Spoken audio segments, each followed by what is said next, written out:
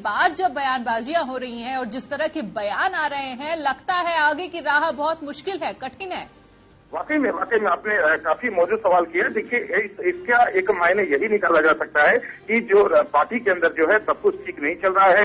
भले ही ऊपर से ये समझाने की कोशिश की जा रही है कि सब कुछ ठीक ठाक है, सीटों का जो मसला है वो सुलझा लिया गया है, लेकिन देखेंगे पार्टी के अंदर जो बड़ा खरा है वो इस गठबंधन के खिलाफ है। हम आपको पहले भी बता चुके हैं कि जिस तरह से रतन प्रसाद लगातार इस जो गठबंधन का विरोध करते हैं, उनका कहना है कि लालू प्रसाद को किसी के साथ जाने की जरूरत नहीं है, अकेले तब पर वो चुनाव लड़ सकती है। और यही कुछ देखने को मिल रहा है। तो ये कह सकते हैं कि अब आने वाले समय में जिस तरह से लग रहा था कि सब कुछ नॉर्मल हो चुका है, कई आग जो है अंदर लगी हुई है, वो अब निकलने की कोशिशें हो रही है और पार्टी के अंदर जो तमाम नेता नाखुश है। बिल्कुल, और अगर इस तरह की बयानबाजी होती है तो इसका सीधा फायदा बीजेपी को तो मिलेगा ही साथ अगर आप अपने ही कार्यकर्ताओं को, अपने ही नेताओं को अपनी बात नहीं समझा पा रहे हो तो जनता तक आपकी बात कैसे पहुंचेगी?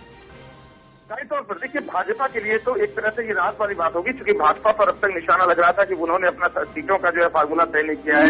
अब सवाल भाजपा की तरफ से ये हो रहा है कि क्या अंदर क्या चल रहा है, क्योंकि रघुवंश ऐसे ईमानदार नेता की छवि उनकी रही है, काफी कद्दावर नेता की उनकी छवि रही है, और उनके जैसे नेता का यह बयान देना ये जाहिर करता है कि पार्टी के अंदर ऑल इज नॉट वेल, यानी अब सब कुछ जो है वो जवाब देना उनके राजद के मुखिया को मुश्किल दिख रहा है। बिल्कुल आनंद, जिस तरह से बीजेपी को बैठे बिठाए मुद्दे मिल रहे हैं, कहा जाए बैठे बिठाए गिफ्ट मिल रहे हैं, अगर इस तरह की बयानबाजी होती है तो सीधा फायदा बीजेपी को मिल रहा है। हालांकि अभी तक बीजेपी में सीटों का बंटवारा नहीं हुआ है।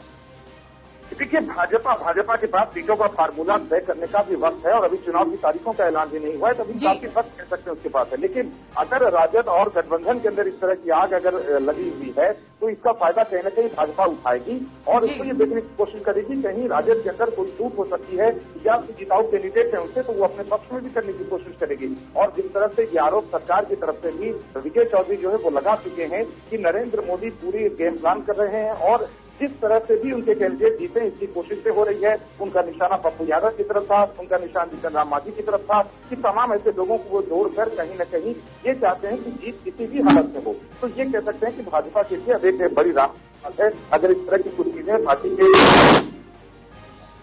बहुत बहुत शुक्रिया तमाम जानकारी के लिए। तो एनडीए को जवाब देने लायक तैयारी नहीं है, जो रणनीति बनाई जा रही है जेडीयू की तरफ से, आरजेडी की तरफ से, और जो फॉर्मूला अपनाया गया है सीटों के बंटवारे को लेकर, वो सही नहीं है। एनडीए से लड़ने